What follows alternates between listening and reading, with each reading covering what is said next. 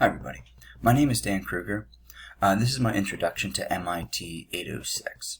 So when I initially started this master's program, I'm now 4 courses deep into this program of instructional technology.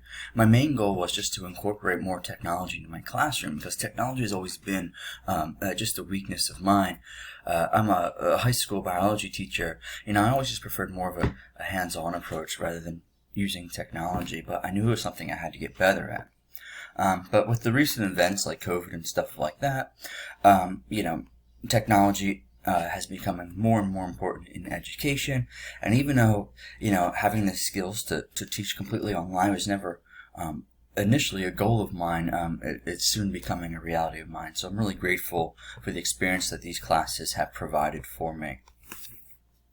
As far as tips and strategies I have, it's really just kind of like work hard, keep an open mind, and be willing to try something new. There's so many programs and skills that I've learned in these courses that I never thought I would be doing and I was afraid of, but tried it, and it wasn't as difficult as I thought, and I'm grateful for the experience. And hopefully from this class and the other classes like it, I'll get some skills that I can actually, use in my teaching, and that's already been very, very valuable for me.